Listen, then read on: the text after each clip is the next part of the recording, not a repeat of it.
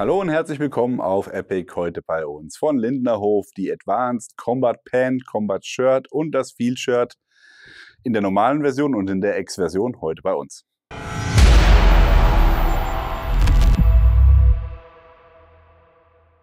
Wir haben es euch schon mal kurz angeteasert auf den vorhergehenden SHOT-Shows, Enforce-Techs und IWAs. Ich weiß schon gar nicht mehr wo überall, aber auf jeden Fall waren wir sehr gehypt, als wir gehört haben, dass Lindner Hof eine eigene Combat-Line wieder rausbringt. Tatsächlich sehr spannend, weil Lindner Hof ja inzwischen zur Mela Group gehört und zur Mela Group gehört ja auch UF Pro.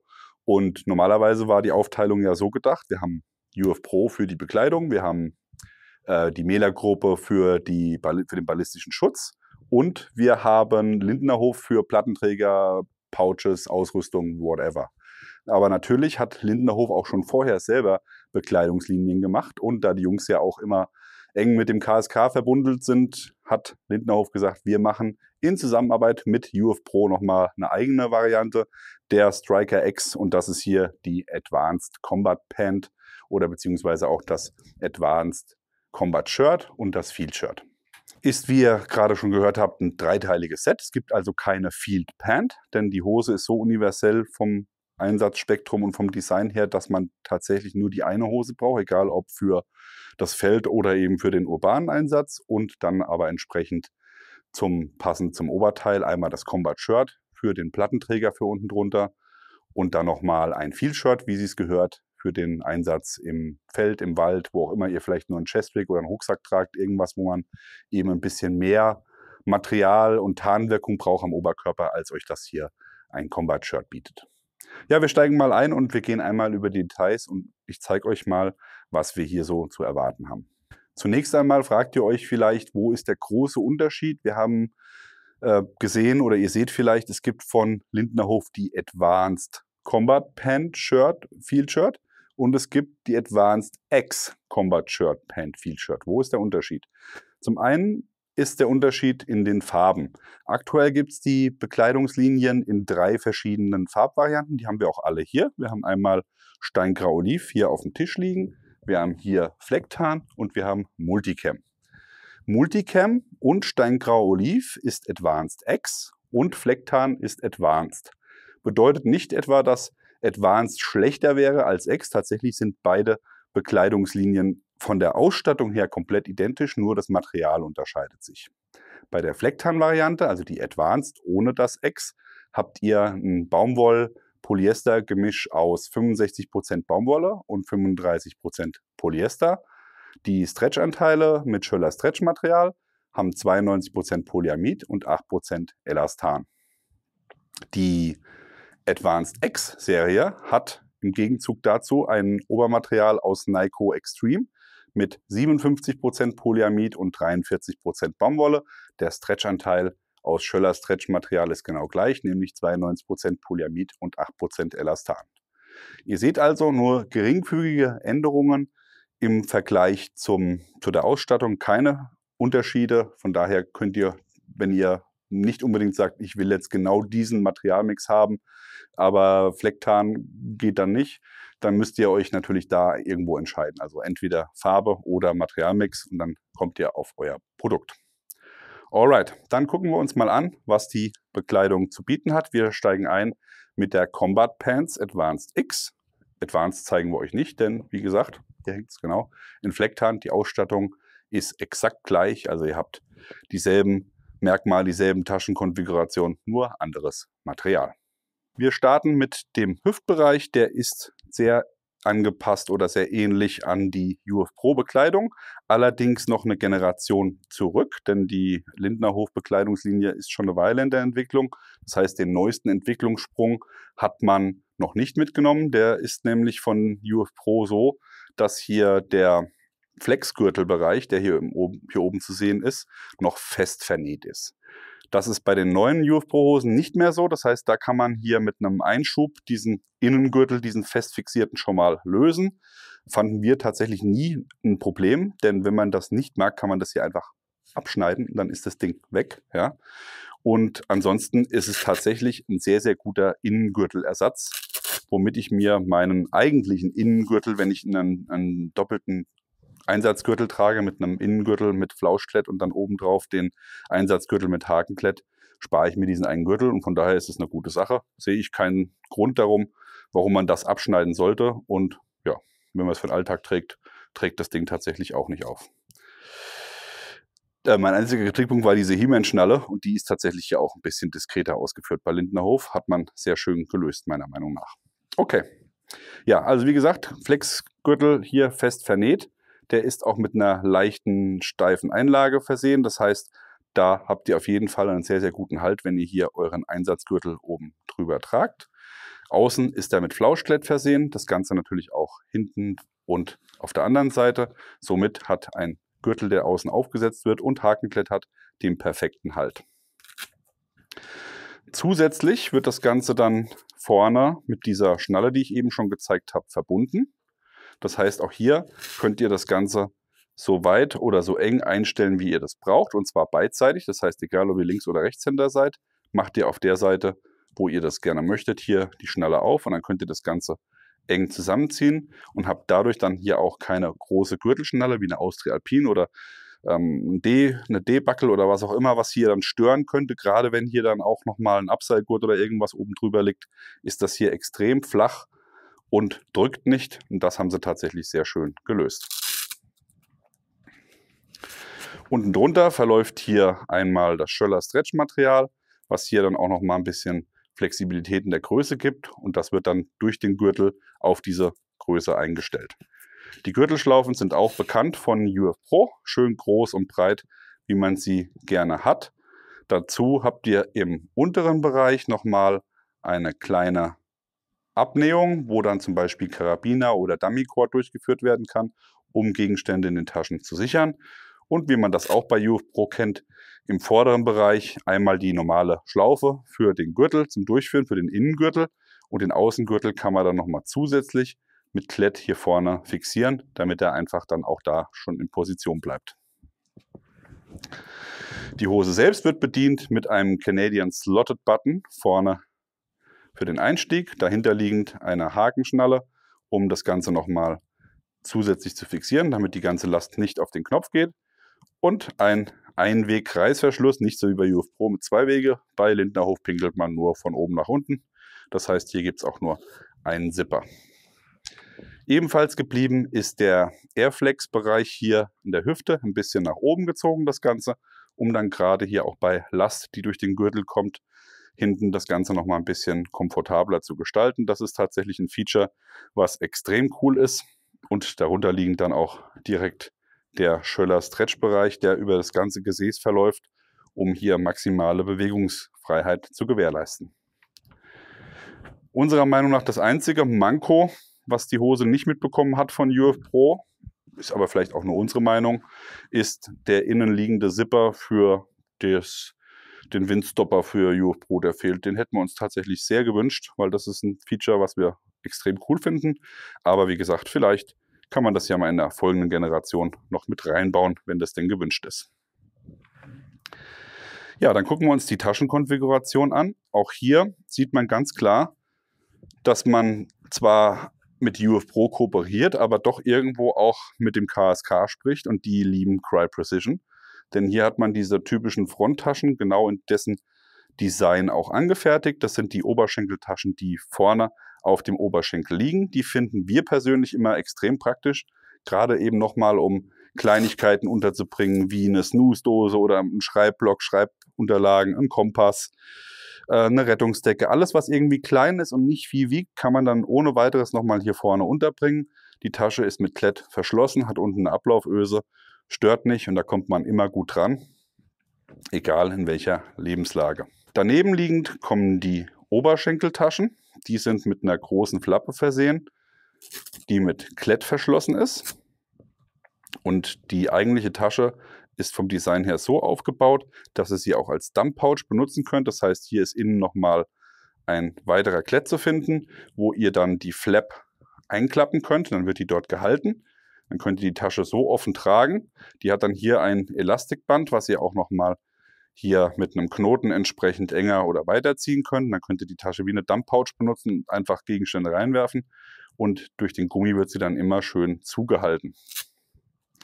Ansonsten ist sie vom Design her flach anliegend, hat hier aber die typischen Blasebalgfalten. Das heißt, sie ist dreimal gefaltet und liegt flach an, wenn sie leer ist. Und wenn sie gefüllt wird, dann gehen die Falten auseinander und dadurch gewinne ich dann auch nochmal ein bisschen Platz.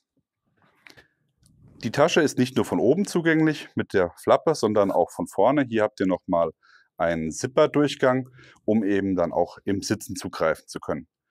Für die Unterteilung in der Tasche habt ihr zwei Optionen, und zwar einmal im hinteren Bereich einen geschlossenen Einschub. Das heißt, hier ist auch wieder nochmal eine Lage Schöller Stretch verarbeitet, von der Breite her so breit wie ein AR-Magazin, das kann ich hier einschieben.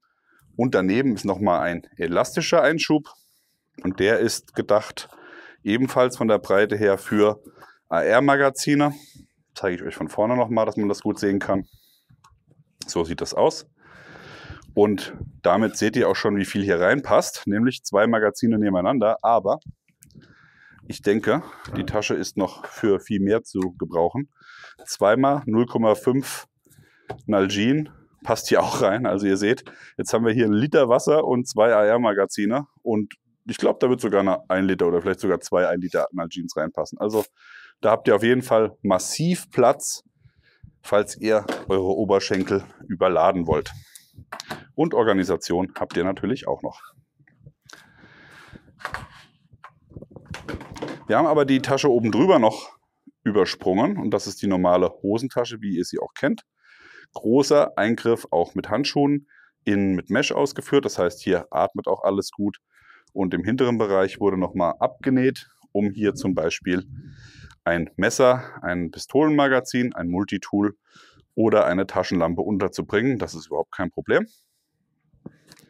Dafür ist genau dieser Bereich hinten gedacht. Der ist auch von der Größe her und vom Einschub her so, dass Lampen mit einem relativ großen Kopf hier reinpassen und dadurch dann eben auch eine Lampe sicher getragen werden kann. Gut, damit haben wir die Taschen hier in dem Bereich. Dann gucken wir uns noch, damit wir die Taschen fertig haben, noch die unteren Taschen an. Das sind die geliebten und gehassten Taschen zugleich von vielen. Ich bin einer derjenigen, der sie liebt. Einfach nochmal am Unterschenkel seitlich eine Tasche mit einem Reißverschluss. Der Reißverschluss liegt unter einer Flappe. Und hier habe ich nochmal Platz für kleinere Gegenstände. Von der Länge her hier wieder Taschenlampe P84 von Nextorch. Passt genau rein von der Länge. Und diese Taschen finde ich perfekt persönlich für eine Rettungsdecke, für ein Tourniquet oder für andere Gegenstände, die sehr leicht sind, die man nicht häufig braucht, aber die man gerne am Mann haben will. Ja? Also gerade ein Tourniquet passt hier rein, ist total unauffällig und leicht und ist somit auch immer erreichbar und nochmal zusätzlich untergebracht und stört halt dann auch überhaupt nicht. Das sind die Taschen. Somit habt ihr insgesamt 1, 2, 3, 4, 5, 6, 7, 8 Taschen. Gesäßtaschen hat die Hose keine, falls ihr die vermisst. Ich finde, bei einer Combat Pant gehört das auch tatsächlich nicht dahin. Manche denken das anders, aber diese hat keine und dementsprechend ist es auch vom Design her so vorgesehen. Die Besonderheit und die Unterschiede jetzt zur Striker X Combat Pant zur Lindau-Hose ist der Kniebereich. Für alle, die sich mit der Materie oder mit Combat Pants ein bisschen auseinandergesetzt haben, die werden festgestellt haben, dass wir hier im Kniebereich das typische Crye Precision Loch haben. Bei UF Pro hat man ja hier die vorgefertigten Kniepolster schon mit dieser weichen Ausführung von UF Pro, wo dann noch zusätzliche Polster eingeschoben werden können. Hier hat man gesagt, wir wollen den Weg des Crye gehen. Das heißt, wir haben hier dieses typische Loch, um dann die Crye-Polster einsetzen zu können. Für alle, die das nicht kennen, mache ich das einmal kurz vor. Hier haben wir einen Crye Knieschoner, hier haben wir die Tasche, die wird dann hier vorne einfach aufgeklettet. Das, was hier an der Flap im Klettmaterial übrig ist, das schiebe ich hier einfach in den unteren Bereich der Tasche, dann ist es aus dem Weg. Und dann kann ich hier meinen Knieschoner einsetzen, der geht auch nur in eine Richtung rein. Und der wird dann wieder hier an den verschiedenen Klettelementen in der Hose fixiert. Das Schöne hier bei dieser Variante gegenüber dem Original ist tatsächlich, dass es hier noch einfacher geht, denn ich habe ja gesagt, wir haben hier eine Speziallösung. Das heißt, ich habe hier oben nochmal einen Zipper, wo ich rein kann. Und dann komme ich da viel besser ran zum Arbeiten und kann das wirklich viel schöner als beim Original richten, um das Kniepolster ordentlich zu setzen. Das wäre Variante mit dem Cry Precision Knieschoner. Natürlich könnt ihr auch ganz normal hier euren UF Pro Knieschoner einsetzen. Dann lasst ihr die Abdeckung einfach zu und habt dann im Innenbereich hier auch entsprechend das Einschubfach, wo ihr dann die Schoner einsetzen könnt. Also einmal ein schmales und einmal ein weiteres Einschubfach. Und natürlich könntet ihr hier auch ganz normale andere Knieschoner, das sind jetzt die Cry Airflex Schoner. Wir haben leider keine Lindner Hof da. Die könnte man aber auch, keine UF Pro haben wir da, könnte man auch hier die Airflex einfach einsetzen und die hier reinschieben, um reine interne Knieschoner zu nutzen. Ihr könnt das auch kombinieren, also das wäre auch was die Original Cry nicht kann und was die Lindner Hof dann könnte. Diesen Schoner nutzen und den anderen unten drunter packen, wenn ihr wirklich noch mal ein bisschen mehr Polster wollt. Also da seid ihr wirklich extrem flexibel. Was uns besonders gut gefällt ist, leider werden sie nicht mehr hergestellt, aber unserer Meinung nach immer noch mit einer der besten Kniepolster oder Knieprotektoren, das sind die Arc'teryx Knee Pads, die würden hier auch funktionieren. Natürlich sieht man schon, sind externe Kniepolster, die man einfach oben drauf tragen kann mit Bändern. Das geht hier natürlich auch. Aber die Besonderheit ist hier, ich kann die hier auch durchführen, denn da hat Lindner Hof euch die dritte Option mit eingebaut, um das Ganze zu nutzen. Und zwar nehmt ihr hier einfach dann das Kniepolster, schiebt es hier ein, über die Tasche. Das ist dann auch hier nochmal, dass man die Innentasche nochmal schön sehen kann. Ist dann hier auch in der Innentasche gut verstaut, kann dann da nicht hin und her rutschen. Und dann nehme ich einfach die Bänder, die ich habe, und führe die hier an der Seite heraus. Oberes Band, unteres Band, die andere Seite schenke ich mir jetzt mal. Ich denke, ihr habt das System verstanden. Und dadurch habe ich hier meinen Knieprotektor in der Hose verbaut und habe die Bänder aber nach außen geführt. Dadurch kann ich das nochmal super gut fixieren. Also das wäre auch die nächste Variante, wie man hier die Arc'teryx Knieschoner nutzen könnte. Ich muss aber ganz ehrlich aus eigener Erfahrung jetzt hier sagen, dass leider Gottes der Kniebereich bei Lindner Hof so perfektioniert ist, dass das erste Mal ist, dass ich eine Cry Combat Pant, in Anführungszeichen, in dem Fall Lindner Hof, aber mit einem Cry Knee Pad anhabe und das exakt genau auf meinem Knie da sitzt, wo ich es haben will und nicht verrutscht. Ungelogen, ist kein Werbespruch. Das ist echt so, dass es bei der Hose das erste Mal geklappt hat. Das liegt zum einen daran, dass bei der Original Cry Hose nur ein Klett verbaut ist. Warum auch immer, das haben sie echt nicht raus. Ist ja auch irgendwie logisch, dass man mal irgendwas ans Knie spannen will, dass man das beidseitig machen sollte. Hat Lindner Hof hier nämlich gemacht. 2 Klett. Und die Höhenverstellung, an die wurde auch gedacht. Da habt ihr hier im Frontbereich der Oberschenkeltasche ja den Zipper. Und da seht ihr hier schon dieses Knopfband. Das ist hier mit einem Slotted Button ausgeführt und damit kann ich dann nochmal die Höhe regulieren. Aber wie gesagt, war bei mir gar nicht notwendig. Das war auf Stufe 2 eingestellt, genau, im zweiten Loch und hat perfekt gepasst und rutscht überhaupt nicht. Also wirklich Hut ab, das ist richtig geil. Da ist übrigens auch nochmal ein verstärktes Cordura-Material hier im Einsatz, nämlich 500D, um den Kniebereich herum, nur dass ihr auch Bescheid wisst, dass das generell auch ohne Knieprotektoren nochmal ein bisschen verstärkter ist. Ja, dann haben wir fast alles, bleibt nur noch der untere Bereich. Hier hat man die UF Pro typischen Zipper hinten weggelassen, um das Bein weit zu stellen, sondern hat sich dafür entschieden, einfach eine innenliegende Gamasche zu verwenden. Das finden wir auch super. Einfach um die ekligen Kriechtiere draußen zu lassen. Das heißt, der Hosenabschluss ist hier und dann geht nochmal 3 bis 4 Zentimeter weiter die Innenmanschette. Die ist dann auch mit dem Stiefelhaken versehen, den ich nutzen kann, um hier dann das Ganze am Schuh zu fixieren und habe hier nochmal einen Kordelstopper, um das Ganze eng zu ziehen. Also besser kann man das meiner Meinung nach nicht machen. Hier seht ihr nochmal alle 3 Muster unter dem Nachtsichtgerät. Zuerst Steingrau Oliv. Dann haben wir für euch Multicam. Das waren jetzt die beiden Advanced X Sets. Und zum Schluss nochmal das Advanced Set in Flecktarn. Wir haben uns mal auf den Tisch geholt das Advanced Combat Shirt X und das Field Shirt X in Multicam. Gibt es auch nochmal in Steingrau Oliv als Advanced X und hinten an der Wand zu sehen als Advanced ohne X in Flecktarn. Da haben wir jetzt hier nur das Field Shirt und die Combat Pant. Da gibt es aber auch nochmal das passende Combat Shirt dazu, ebenfalls in Flecktarn. Von der Ausstattung her setzt man hier bei Lindner Hof beim Obermaterial auf 57% Polyamid und 43% Baumwolle in der Advanced X Variante, also auch genau gleich wie bei der Hose. Das gilt natürlich hier nur für die typischen Applikationen Ärmel, Kragen und Co. beim Field Shirt komplett. Und der Torso-Bereich ist natürlich aus einem ganz anderen leichten Material, wie man das von Combat Shirts kennt. Und zwar aus 70% Lyocell und 23% Polyamid und 7% Elastan. Man spricht hier auch vom Lizard Skin Torso Fabric. Das ist genau das, was auch bei UF Pro angewendet wird. Es hat tatsächlich so eine Eigenschaft wie von einem Leguan, also wirklich so eine schlangenähnliche, ledrige Haut. Es kühlt extrem gut, also tatsächlich auch nochmal deutlich besser unserer Meinung nach als die herkömmlichen Materialien, die wir bisher immer in den Händen hatten. Da hat UF Pro beziehungsweise hier dann auch Lindner Hof ein extrem cooles Material ausgewählt, im wahrsten Sinne des Wortes, um nicht zu sehr ins Schwitzen zu geraten unter dem Plattenträger.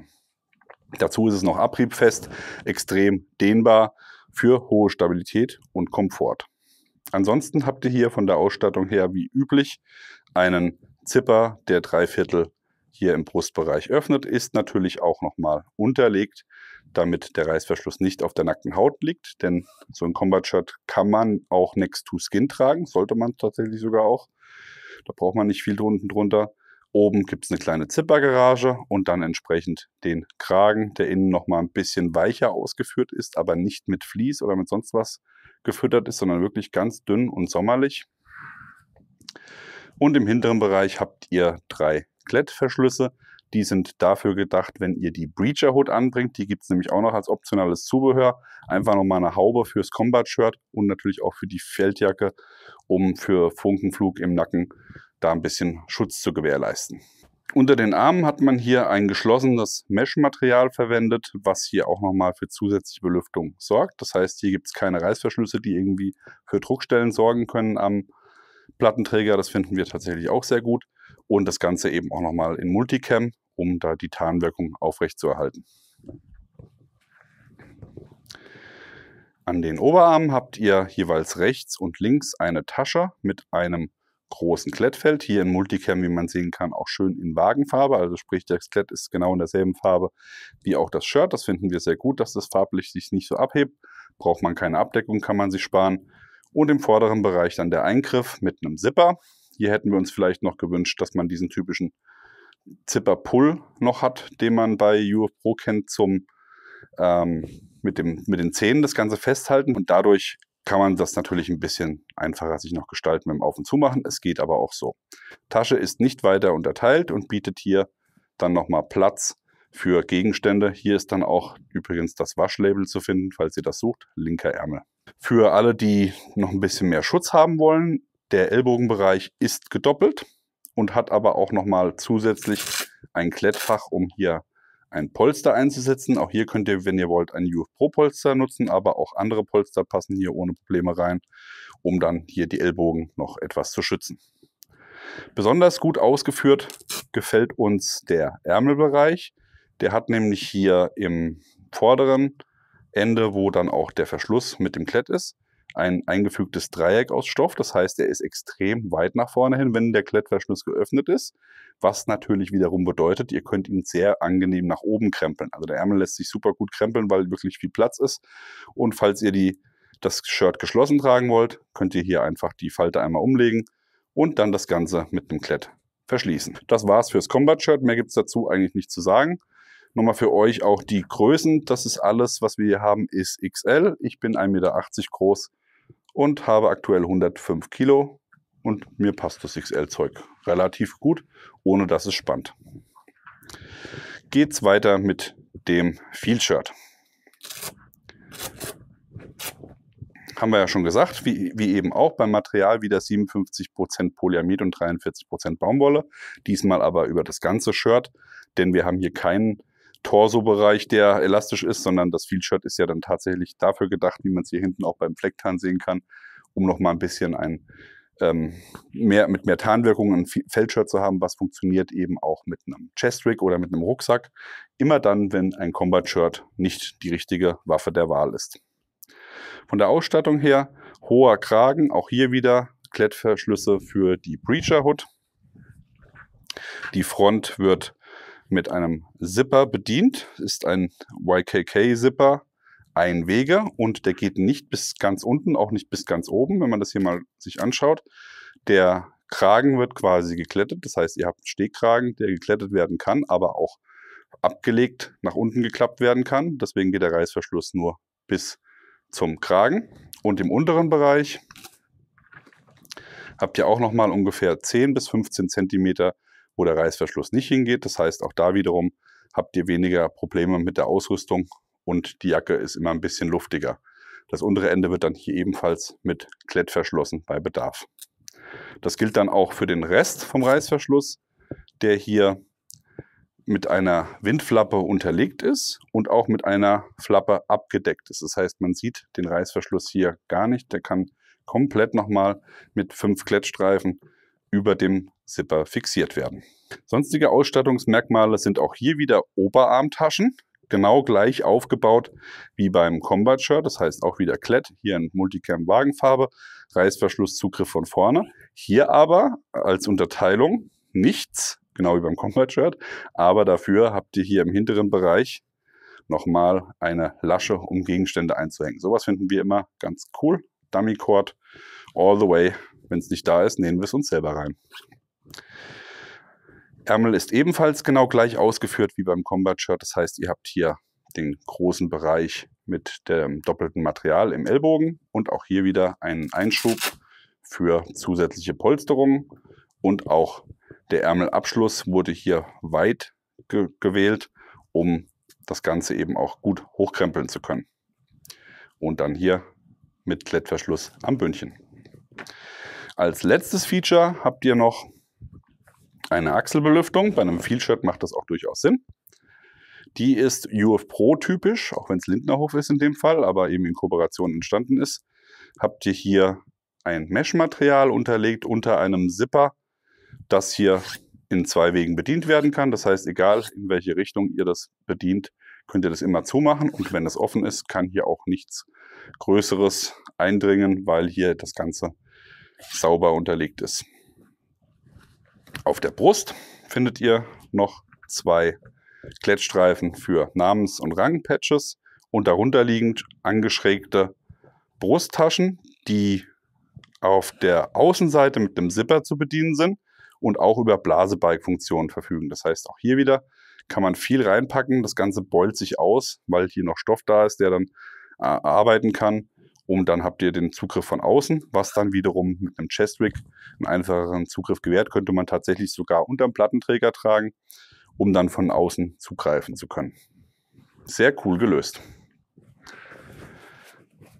Ich möchte ganz zum Schluss noch mal kurz auf die Flecktarnuniform eingehen, weil das tatsächlich was ist, was man nicht so häufig sieht, dass Hersteller eben auch in Flecktarn fertigen. Finden wir extrem cool, dass es hier von Lindnerhof auch nochmal eine Lösung gibt in Flecktarn. Seht ihr hier nochmal auch am Mann, wie das Ganze aussehen würde. Finden wir tatsächlich eine coole Geschichte, um eben auch die Bundeswehr zu bedienen. Die Nachtsichtaufnahmen dazu haben wir euch ja auch schon gezeigt. Und ansonsten Ausstattungsmerkmale sind genau gleich wie bei den anderen beiden Uniformen von der Advanced X-Serie, nur der Materialmix unterscheidet sich minimal. Noch ein kleiner Bonus obendrauf, kurz bevor wir hier in die eigentliche Abmoderation gehen. Wir haben einmal noch die Verpackung für euch mitgebracht. Ihr wisst ja, wer UF Pro Produkte kennt, die kommen immer in diesen Stofftaschen, die immer sehr hochwertig sind. Bei Lindnerhof hat man noch eine oben drauf gepackt. Und zwar kommen die Hosen hier in dieser Cordura-Tasche. Die hat auch vorne nochmal so einen Klettverschluss, wo ich dann quasi Patches mit anbringen kann. Kann also auch tatsächlich hervorragend als Alltagstragetasche genutzt werden und muss nicht im Müll landen. Und die Shirts kommen hier in so einer Sil-Nylon-Tasche, die auch tatsächlich sich als Packtasche im Rucksack nochmal sehr gut machen. Und auch hier hat man wieder an das Namensschild gedacht, das man hier anbringen kann oder Patches, was auch immer. Und innen ist das Ganze gummiert. Ich bin mir jetzt nicht sicher, ob es wasserdicht ist, aber auf jeden Fall könnte man hier, wenn man die Nähte tapet, davon ausgehen, dass man hier einen relativ dichten Packsack hat. Also auch da wieder nochmal ein kleiner Boni obendrauf, den andere nicht so liefern. Wir kommen zum Fazit und zur persönlichen Meinung von uns. Ich muss ganz ehrlich sagen, ich war zuerst überrascht, dass es von Lindnerhof auch nochmal eine eigene Combat-Uniform gibt, weil eben unter der Mela-Gruppe. Und wir begrüßen das tatsächlich einfach, weil man jetzt nochmal ein bisschen Abwechslung oder auch Auswahl hat als Endverbraucher. Das heißt, ich kann mir überlegen, nehme ich UF Pro, nehme ich Lindnerhof, von mir aus auch gerne Carinthia oder Leo Köhler oder was es auch immer alles gibt. Es gibt jetzt genügend Auswahl, um wirklich auch jeden anzusprechen. Und was ich besonders toll finde, ist, dass wir nicht mehr auf die USA unbedingt angewiesen sein müssen. Also man weiß es vielleicht noch aus den späten 2010er Jahren, da gab es außer Cry Precision und Arc'teryx nichts anderes.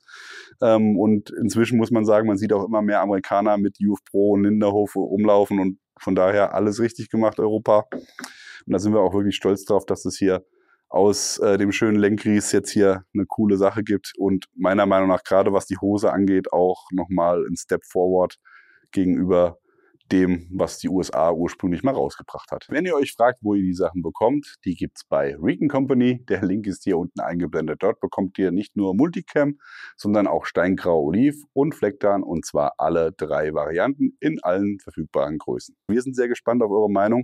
Schreibt uns gerne mal in die Kommentare, ob ihr die Sachen auch schon getestet habt, was ihr davon haltet. Und dann wollen wir mal schauen, ob ihr das ähnlich seht wie wir oder auch nicht. Ansonsten wie immer an dieser Stelle liken, Abo, Glocke klicken. Wir sind raus. Bis dann. Macht's gut. Bye, bye.